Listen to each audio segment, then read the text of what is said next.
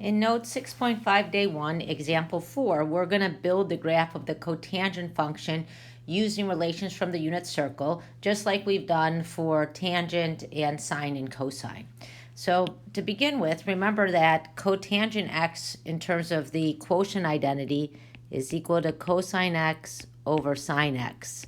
Since we have a fraction or a ratio, we know that we'll have issues if the denominator is 0. So cotangent x is going to be undefined whenever sine x equals 0. So if we think about the unit circle, which I've sketched over here, when is sine x going to be 0? Sine x is the y coordinate on the unit circle. So sine x is going to be 0 at 0 and pi. So I'm going to list a few, 0, pi, and if we continue going around the unit circle, that would also occur at 2 pi, 3 pi, etc. And if we want to write a general expression, this would be n pi, where n is an integer. So those are all the values for which cotangent x is going to be undefined. So we know that we're going to have a vertical asymptote at inputs that make the denominator equal to 0. Therefore, cotangent x will have vertical asymptotes when x is equal to n pi. So just like the graph of tangent, the graph of cotangent will also have vertical asymptotes. So now what we're going to do is we're going to find some values on cotangent x using the unit circle, and then we're going to plot them just like we did for the previous graphs that we looked at. So I'm going to fill in the unit circle. I have highlighted the multiples of pi over 4 because those are values that have nice values for cotangent. So this is the angle 0, pi over 4, pi over 2, 3 pi over 4, pi, etc. And now I'm going to put in the coordinates. So we have 1, 0. Pi over 4 is rad 2 over 2, rad 2 over 2. Pi over 2 is 0, 1. 3 pi over 4 is negative rad 2 over 2, rad 2 over 2. The coordinate at pi is negative 1, 0. The coordinate at 5 pi over 4 is negative rad 2 over 2, negative rad 2 over 2. When we're down to 3 pi over 2, the coordinate is 0, negative 1. And at 7 pi over 4, the coordinate is positive rad 2 over 2, negative rad 2 over 2. Now let's fill in the values in the table that we have right here. X's are going to be our input angles, and our outputs, the y values, are going to be the values for cotangent x. So I'll start with 0. When the angle is 0, we're here on the unit circle. Cotangent x is going to be cosine over sine, so the x value over the y value. So cotangent of 0 is going to be 1 over 0, which is undefined. Cotangent of pi over 4 will be rad 2 over 2 divided by rad 2 over 2, which is 1. Cotangent of pi over 2 will be 0 over 1, which is 0. Cotangent of 3 pi over 4 is negative rad 2 over 2 divided by rad 2 over 2. That's going to be negative 1. Cotangent of pi will be negative 1 divided by 0. So negative 1 divided by 0 is undefined. When we're down at 5 pi over 4, the x and y values are the same. They're both negative. So cotangent 5 pi over 4 is going to be positive 1. 3 pi over 2, we'll take the cotangent is 0 divided by negative 1. 0 divided by negative 1 is 0. And at 7 pi over 4, we have rad 2 over 2 divided by negative rad 2 over 2, which is going to be negative 1. Now we'll begin plotting these points. I need to put a scale on the y-axis. I'm going to let 2 squares represent 1 unit on the y-axis. And now we will start graphing. We'll begin by graphing the vertical asymptotes. Vertical asymptotes occur when the function is undefined, and we said those occur when x is n pi. So I am going to sketch in some of the vertical asymptotes. X equals 0, x equals pi, x equals 2 pi. And we'll have one at 3 pi, and negative pi, and negative 2 pi.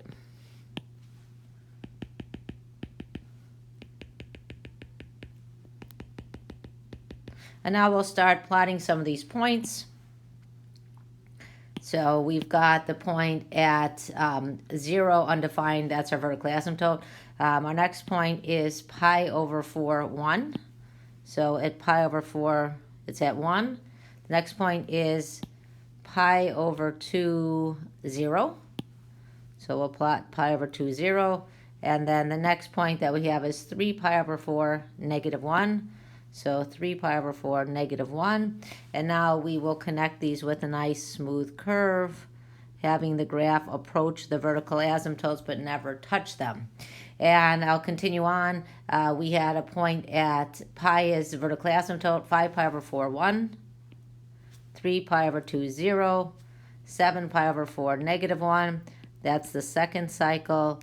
And then we can copy this pattern into the other cycles that we have.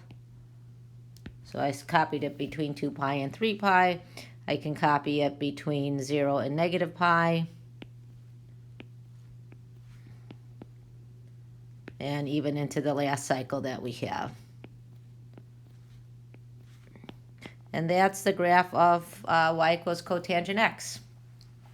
Now we're going to analyze this. Oh, let's list. I've got useful points to transform. So useful points to transform, when we sketch these graphs, we're going to, just like with tangent, we had 3 points. Sine and cosine, we had just 1 point that we needed to transform. Useful points for us to transform are the 3 that I just circled. They're going to be pi over 4, 1, pi over 2, 0, and 3 pi over 4, negative 1. So our plan will be, we can find the vertical asymptotes, we can transform these 3 points, and then we'll have a good idea of what the graph looks like. We're going to flip to the next page. We're going to analyze this function, so you may have to flip back and forth. The domain, the y values encompass all real values. So to complete one full cycle, so I will highlight one cycle. So this is usually the base cycle that we look at between 0 and pi. So we can see that the period is from 0 to pi. So I'm going to circle a few, and then we can list them. So let me get, let's see, I'll circle them in black. So we've got an x-intercept at pi over 2, 0, 3 pi over 2, 0, 5 pi over 2, 0, negative pi over 2, 0. So if it's even, it has y-axis symmetry. If it's odd, it has origin symmetry. And this function is odd. I can look at pi over 4, 1, and then I would also have pi over 4, negative 1. So I'm changing the sign of both x and y. 3 pi over 4, negative 1 goes to negative 3 pi over 4, 1. So cotangent, like the graph of tangent, domain is going to be all real numbers except where the vertical asymptotes occur. So it's going to be all real numbers, except we need to exclude x is not equal to n pi, where n is an integer, because those were the values where we had vertical asymptotes. The range, if you flip back to your graph, the range is negative infinity to infinity. The period is how long does it take? So the period for cotangent is pi, and if we were to change the period, we would have some sort of horizontal dilation, stretch or shrink. X-intercepts, list those. So x-intercepts are at pi over 2, 0, 3 pi over 2, 0, etc. And to get from one to the next, we are adding pi. So in order to write a general expression, I'll pick one value. So I'll pick pi over 2, and then I add an integer multiple of pi, so plus n pi. The y-coordinate is always 0, and then we can say n is an integer. Vertical asymptotes, we already talked about that. Those are at multiples of, integer multiples of pi, so x equals n pi, where n is an element of the integers. This is the same thing. N is an integer. You can write it either way. Is the function odd or even? Is odd. It's odd because it has origin symmetry. Okay, we already listed the useful points. I'll write them down again. Pi over 4, 1. Pi over 2, 0. 3 pi over 4, -1. And is the function 1 to 1? If it's 1 to 1, it'll pass the horizontal line test.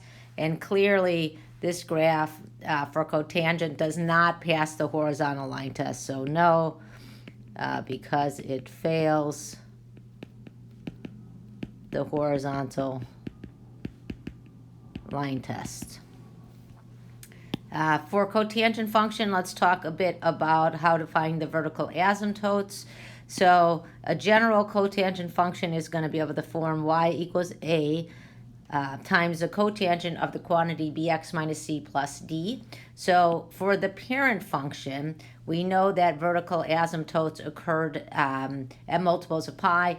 So we could say that for the parent function, we could say they occur at 0 and pi. But now, inside our function, we don't just have x, we have bx minus c. So if we solve the equation, when is bx minus c equal to 0, and when is bx minus c equal to pi, we can find the equation for the asymptotes for one cycle, and then we can copy them over. The period is going to be the distance between the asymptotes, or it's also, you can think of it as pi over b, where b is the horizontal dilation factor. And then you can find the other points by transforming these three key points.